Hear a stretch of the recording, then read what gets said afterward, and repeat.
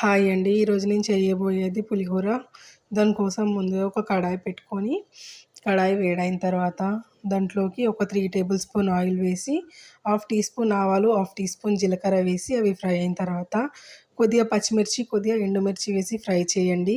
ఇప్పుడు కొద్దిగా పల్లీలు, అలాగే ఒక అరగంట ముందే నానబెట్టుకున్న శనగపప్పు వేసి మంచిగా ఫ్రై చేసిన తర్వాత దాంట్లోకి కావాల్సినంత చింతపండు రసం వేసుకోండి.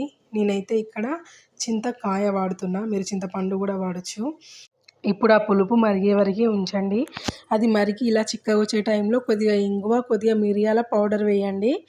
వేసి స్టవ్ ఆఫ్ చేసుకొని ఒక 5 మినిట్స్ పక్కన ఉంచుకున్న తర్వాత వేడి వేడి అన్నంలో కొద్దిగా ఆయిల్, కొద్దిగా పసుపు వేసి ఈ పులిహోర చారు అందులో వేసి కొద్దిగా వేసి అన్నం కలుపుకోవడమే.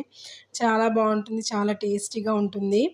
మనం టెంపుల్లో నుంచి తెచ్చుకున్న పులిహోరలా ఉంటుంది. ఒకసారి ట్రై చేయండి, చాలా బాగుంటుంది. అలాగే ఇంతవరకు ఎవరైనా నా ఛానల్ సబ్స్క్రైబ్ చేసుకోకపోతే వెంటనే సబ్స్క్రైబ్ చేసుకోండి. లైక్ చేయండి, షేర్ చేయండి, కామెంట్ చేయండి.